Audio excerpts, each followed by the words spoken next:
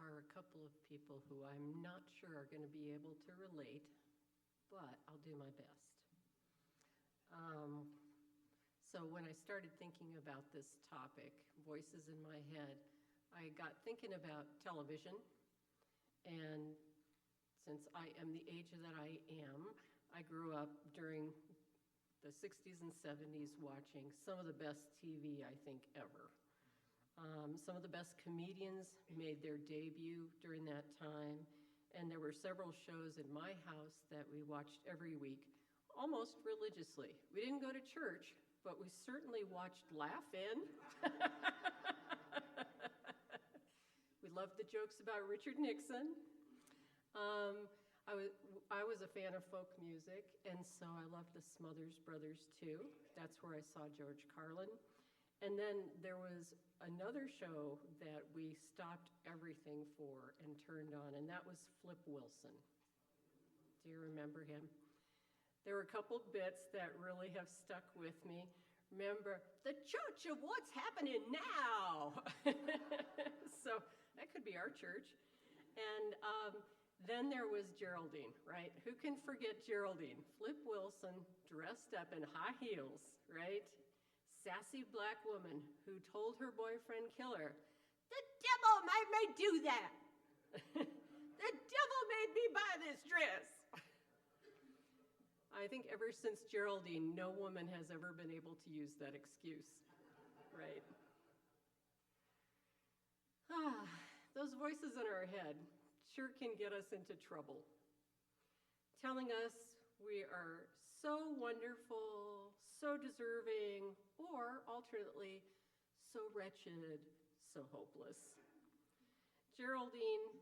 And then I also think of all those cartoon cliches from Disney to Tom and Jerry to anything else where you had the angel and the devil sitting on the shoulder who were pretending to be the voices in your head, right?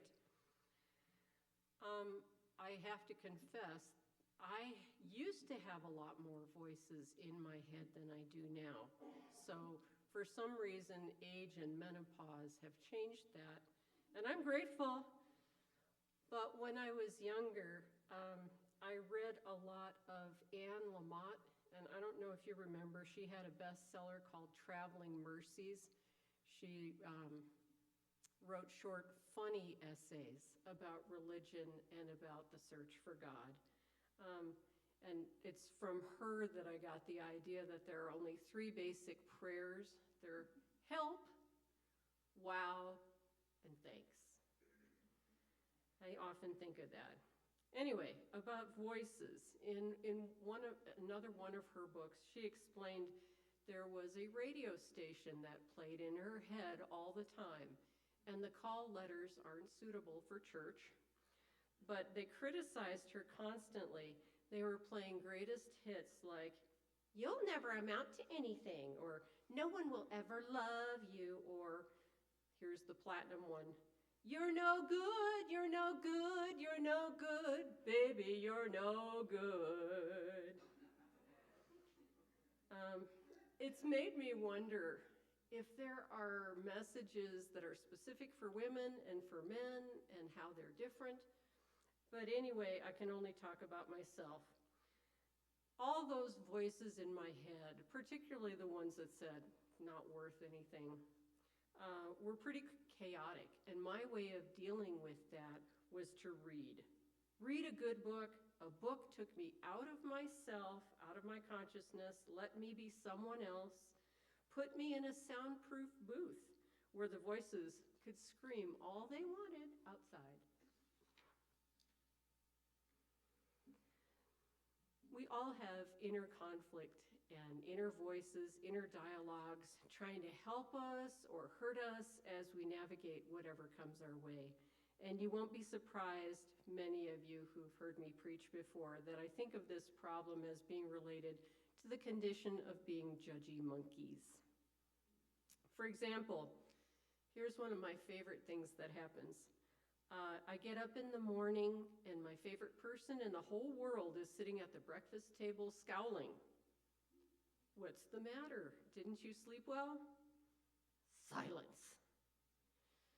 I I don't know about you, but I find it very hard to be Mary Tyler Moore when someone ignores me, especially before I've had caffeine. So the temptation is to say something like, is it time to invest in a sign language course since we're not talking? And not just say it, but say it in a really drop-dead, cutting way that could escalate. Great way to start the day. I do have another response, which is to suggest that my beloved return to his home planet for a refresher course in communication. Men are from Mars, right? I think this is funny. That could be wishful thinking. I have used that comment for years. Maybe it's time to stop. Anyway, the temptation is to say something like, the temptation is. That's the whole deal, right? Temptation. Being triggered is a temptation to judgment, to feeling superior in some way, or to feeling victimized. Being triggered is about me. My reaction, my sensitivities, the things I can't stand. I bet you got your list. One of my top 10 is being bored. It annoys the heck out of me. It makes me feel like I hear tick, tick, tick, tick, tick, the clock ticking, bringing me closer to death. I can actually see death approaching when I'm bored. When I'm in a situation where I'm bored and I can't get out of it, I feel multitudes of voices inside me wailing and gnashing their teeth. Those voices are such drama queens, and I let them be. But who said that my need to be interested or engaged is more important than paying attention in a loving way to someone else? I'm going to repeat that. Who said my need to be interested or engaged is more important than paying attention in a loving way to someone else? That's a nasty question. That sounds like the kind of question Jesus would bring up. Darn that, Jesus, making me have to question myself, investigate my motives, my impulses, my reactions, my feelings. I think when I'm in a situation where the voice in my head is loud and angry, it's a clue. Loud and angry is about being offended, often about self-righteousness, and that's about being hurt when you dig down. And I confess, I don't want to dig down. I want to lash out instead, because of course, when I am hurt, I want somebody else to feel hurt too. There's an old song Art Garfunkel sang. I bruise you, you bruise me. We both bruise too easily to let it show. I love you, and that's all I know. That's a lot of truth in just a few words. Human nature, or is it? For sure, it's judgy monkey nature. I want to stop for a moment and ask you, think about it. What is it that you can guarantee you'll react to in a negative way, in a very automatic way? What's your soft spot? What gets you going? You know what it is. In the middle of feeling mildly homicidal, it's tough to think about loving your neighbor. It's a big ask. I love Kurt Vonnegut, and I think in Slaughterhouse 5, he talks about asking people to love each other might be a little much. He says, how about just human decency? But even that can seem like an impossibility when you're watching yourself ride the wave of emotional turmoil. Wagnerian drama. The Valkyries are swooping in. Dun, dun, dun, dun, dun, dun, dun, dun, dun, dun. And you see that woman on the stage with the helmet and the horns and all that, right?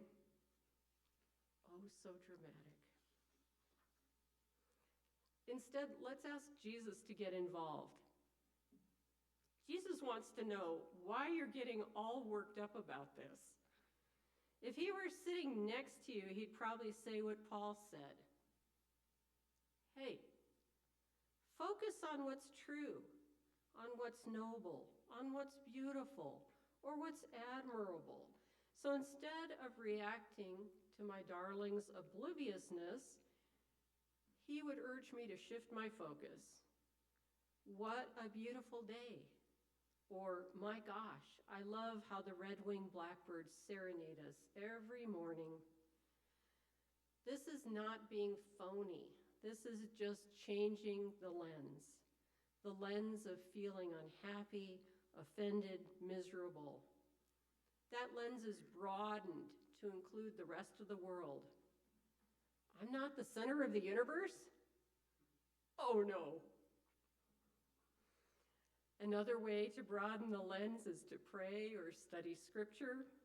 It's simple redirection to get the piercing laser beam of self turned down. Find a mantra. It can be from the Bible or from a song or from a book, anywhere where you find wisdom. Let it be the shield that you hold up when you feel the storm building inside yourself.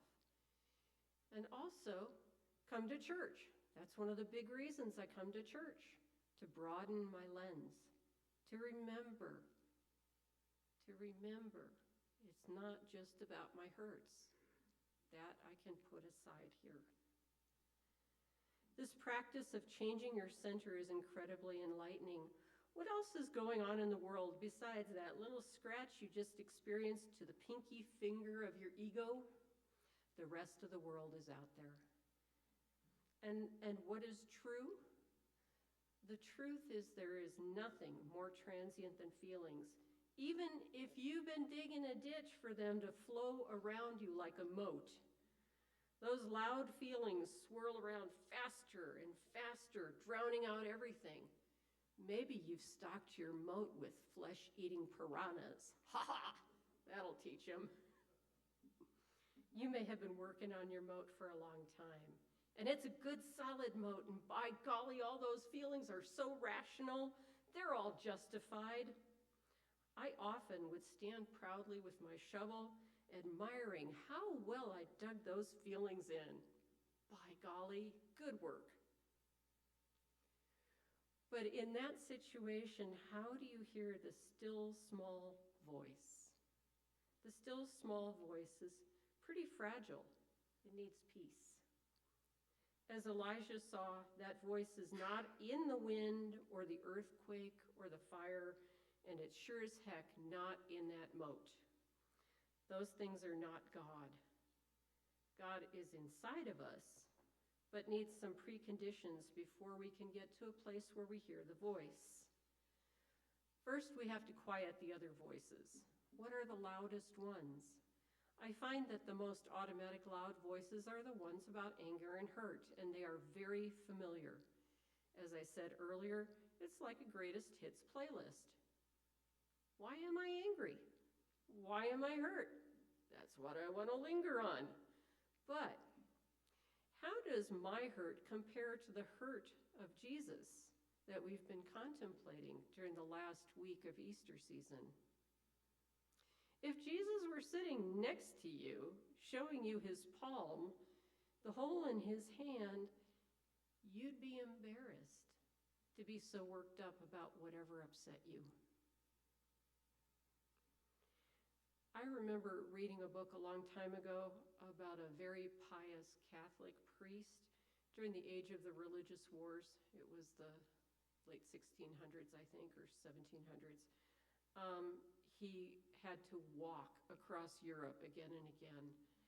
And during his travels, he continually meditated on the cross, thinking about the crucifixion, thinking about the passion of Jesus.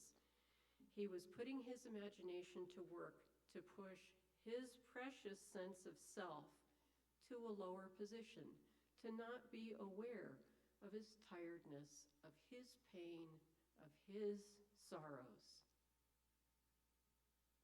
This is very wise because our sense of self is often our true love. As much as we can't stand how dumb we are sometimes and the mistakes we make, we love being me. And loving being me is the source of judgy monkeyness. It's one of the reasons that we'll see a video in a while reminding us of Christ's death and resurrection. We have the choice to put that perspective in front of us so that me can be tamped down a little bit. Or maybe you've got voices who are telling you what to do. Maybe you've got a lifetime struggling with the chorus in your head that's shoulding on you. You should do this. You shouldn't be thinking about that. You should feel this way. You shouldn't worry about blah, blah, blah. All this stuff that's about never being up to snuff, not being good enough in all the myriad ways that we never can be good enough. Of course we can't. We are created beings, and creation is full of imperfection. How do you quiet those voices? In this case, Jesus can be your friend and counselor. Yeah, you're not good enough. Take a look around. Is anyone?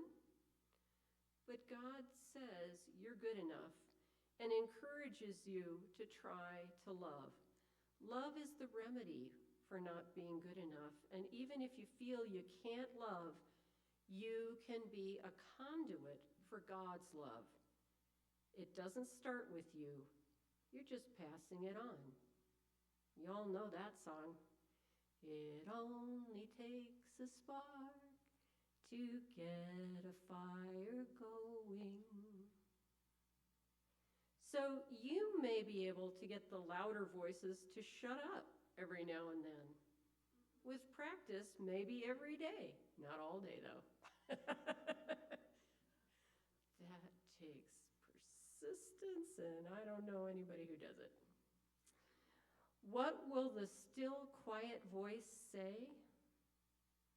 The still, quiet voice will say what it said to Elijah. What are you doing here? What are you doing here? What are you doing here, Pamela? What are you doing here, Loretta? What are you doing here, Leila? What are you doing here, Steve? What are you doing here, Connie? I thought for a long time that I was here to teach, to help young people to discover glimpses of a future. Someone once observed, though, very wisely, that teachers are the ones who want to learn. And when you teach, you are the student. And I believe that's true. I've always been a seeker, and I think that's something God put into me. That's the big question. What are you doing here? Ultimately, we're all trying to find our way to God, but each person's way is different. Each person has their own way to answer God's question. In the words of the song that we'll hear later, there is a road, no simple highway, between the dawn and the dark of night.